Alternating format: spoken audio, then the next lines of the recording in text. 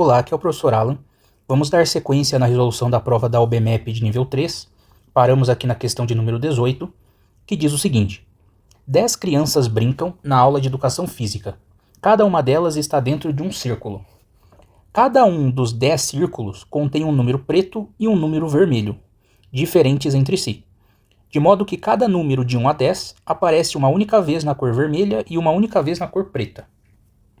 Quando a professora apita, cada criança sai do seu círculo e vai para o círculo em que o número vermelho é igual ao número preto do círculo em que estava.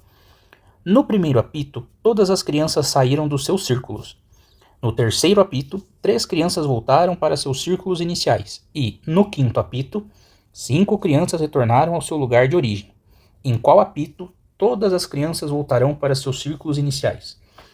Bom, essa questão ela não é difícil, ou pelo menos não era para ser, mas eu não gostei dessa questão. Enunciado muito extenso, eles enchem de detalhes aqui.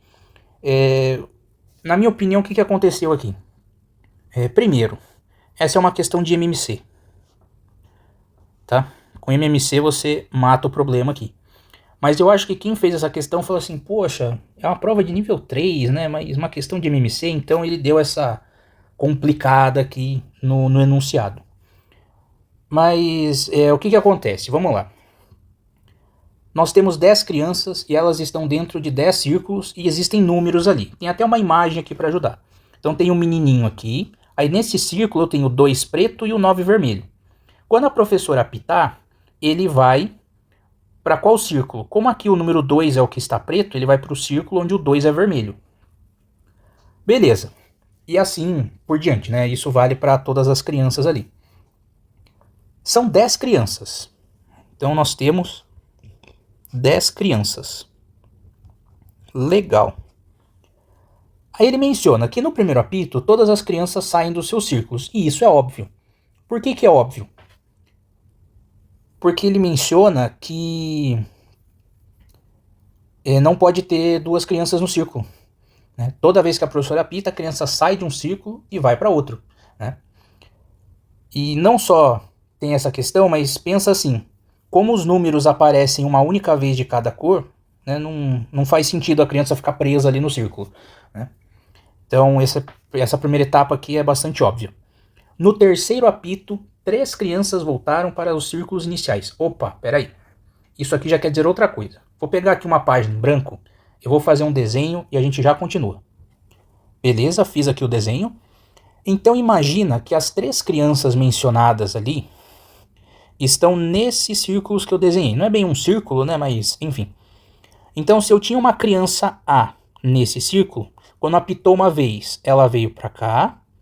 Quando apitou outra vez, ela veio para cá. E quando apitou a terceira vez, ela voltou para o lugar de origem. É isso que aconteceu. Então, a criança está aqui.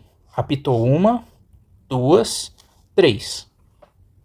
Ou seja, essa criança A, ela faz parte desse ciclo aqui. Ela vai andar por esses círculos necessariamente. Ah, não pode acontecer dela ir para outro? Não. Porque os números aparecem uma única vez. Né? Então, se eu tenho aqui, por exemplo, um 3 preto, eu não vou ter um quarto círculo com um 3 preto também. Isso não vai acontecer. Isso está mencionado no enunciado. Beleza. Então, aqui a gente tem 3 crianças.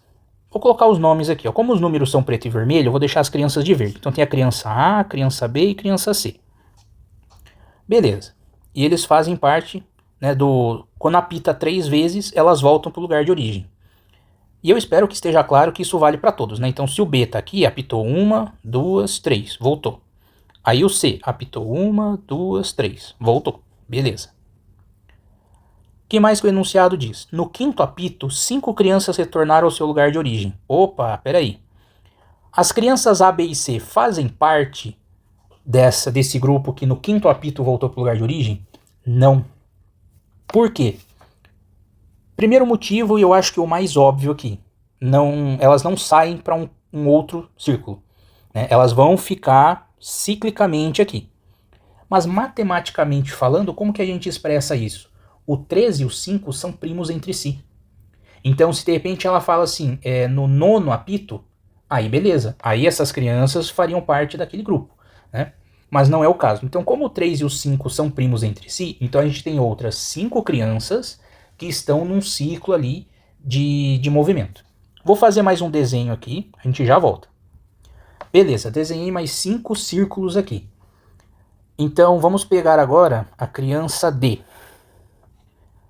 Então, a professora vai apitar 1, 2, 3, 4, 5 vezes. Na quinta, ela volta para o lugar de origem. É isso que está acontecendo. E, consequentemente, vão existir outras 4 crianças aqui que vão fazer parte do mesmo ciclo. Porque, de novo, como os números aparecem uma única vez de cada cor, eu não vou ter interferência.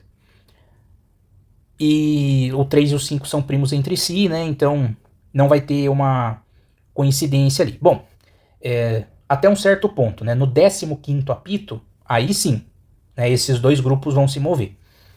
Que aí entra na questão lá do MMC e tal.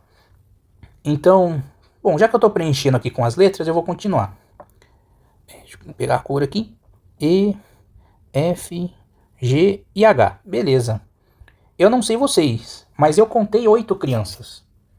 Mas o enunciado menciona 10. Opa, não, cadê? Aqui, ó. 10 crianças. Ué, e as outras 2? Ficaram de castigo? Não. O enunciado não menciona elas de propósito, para dificultar. Mas, de novo, por se tratar de MMC, eu não acho que cabia aqui toda essa dificuldade. Mas o que isso vai implicar? Que tem 2 crianças que não fazem parte deste ciclo e nem desse. Então elas fazem parte de um terceiro ciclo. Que ciclo seria esse? Esse aqui, ó. Você tem outros 2 círculos, porque a gente precisa de 10 círculos, um para cada criança. Aí você vai ter as crianças I e J. E adivinha só, elas ficam aqui, ó. Ficam trocando de lugar, ficam alternando. E quando que isso acontece? No segundo apito, no quarto apito, no sexto apito. E no sexto apito, esse grupo aqui também já completou um ciclo ali. Então aqui, basicamente, né, para a gente encaixar no MMC, o que a gente tem? Esse grupo se move com os múltiplos de 3, aqui são os múltiplos de 2, e aqui são os múltiplos de 5. Por isso que eu falei do 15º apito, né, que é múltiplo de 3 e de 5. Então ambos aqui vão voltar ali para o seu lugar de origem. Se a gente pegar, por exemplo, o 18º apito, aqui o I e o J vão voltar para o lugar de origem, e esse grupo, o A, B e o C, também vão voltar para o lugar de origem. Mas qual que era a pergunta? Em qual apito todas as crianças voltarão para os seus círculos iniciais? Então eu quero que todas voltem para a situação original. Aí basta você calcular o MMC. E qual seria o MMC? É o MMC de 2, 3 e 5. Que número que é múltiplo de 2, múltiplo de 3 e múltiplo de 5? É o 30. Essa é a nossa resposta. Então, qual a alternativa aqui? É o 30º apito. Beleza? Então, só você montar a continha ali do MMC, né, que você chega na resposta. Como são todos primos entre si, né, nem precisa aqui. Que vai ficar 2, o 3 e o 5, né? Aí é só multiplicar. 2 vezes 3, 6, vezes 5, 30. Beleza? Então aqui, quando é tudo primo, é mais fácil, né? Então essa era a resposta. Bom, mais uma vez, não gostei dessa questão. Eu acho que MMC é um assunto um tanto difícil de se trabalhar, mas eu já vi questões com enunciados muito mais sucintos que exigiam conhecimento de MMC, mas de uma forma mais elaborada, melhor do que essa. Tá? Então, não gostei dessa questão. Mas aí é a minha opinião, né? Bom, me conta aqui nos comentários se você achou essa questão fácil, se você achou ela difícil, se você entendeu essa análise aqui. Tá? Mas é bem tranquila, porque o contexto ele é muito restrito, né? Então não tem muito para onde a gente fugir aqui também. Bom, eu espero que você tenha gostado, que você tenha entendido. Eu vou ficando por aqui e até a próxima.